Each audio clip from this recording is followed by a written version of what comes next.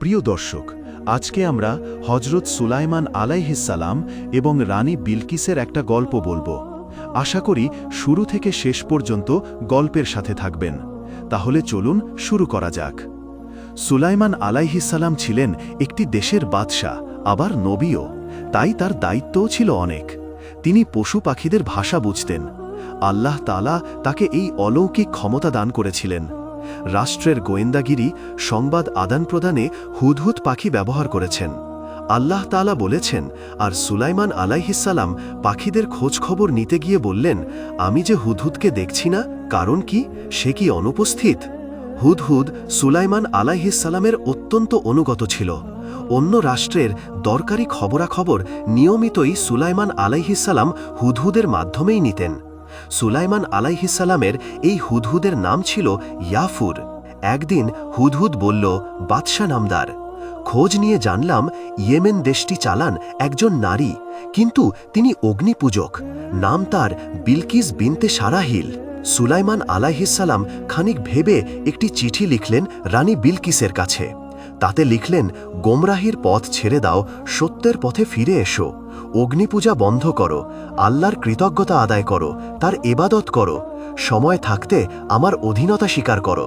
হুদহুদ ঠোঁটে করে এই চিঠি বয়ে নিয়ে পৌঁছে গেল রানী বিলকিসের প্রাসাদে। জানালা দিয়ে ফুর্ত করে ঢুকে পড়ল রানীর ঘরে। ঘুমন্ত রানীর বিছানার পাশে চিঠিটি রেখে চলে আসলো। এত সৈন্যের কঠোর প্রহরা ভেদ করে কে রেখে গেল এই চিঠি, কেউ বলতে পারল না। রানী চিন্তায় পড়ে গেলেন। অনেক ভেবেচিন্তে সুলাইমান আলাইহিসসালামকে সন্দেহ করলেন, কারণ সুলাইমান আলাইহিসসালাম ক্ষমতা সম্পর্কে তিনি হয়তো জানতেন। তাই সুলাইমান আলাইহিসসালামকে বশে আনতে দামি দামি উপঢৌকন দিয়ে দূত পাঠালেন। সুলাইমান আলাইহিসসালাম আল্লাহর নবী, তাই ওনাকে অত সহজে কেউ বশ করতে পারবে না। তিনি পরিষ্কার জানিয়ে দিলেন, রানী বিলকিস কি এসব উপঢৌকন দিয়ে আমাকে খুশি করতে চায়? আমি সম্পদের কাঙাল নই।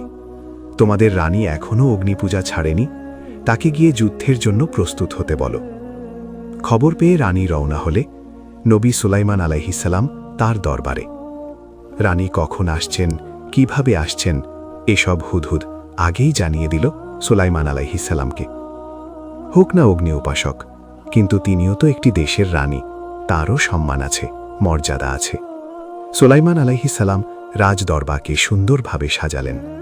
এখানে সেখানে ছড়িয়ে ছিটিয়ে দিলেন সুন্দর সুন্দর ফুল ও সুগন্ধি।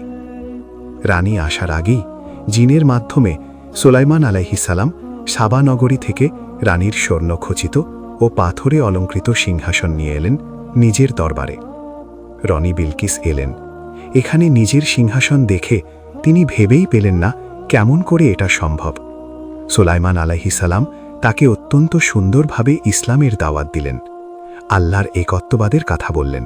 সব দেখে শুনে মুগ্ধ রানী তারপর অগ্নিপূজা ছেড়ে দিয়ে তখনই আল্লাহর একত্ববাদে বিশ্বাস করতে আগ্রহী হলেন।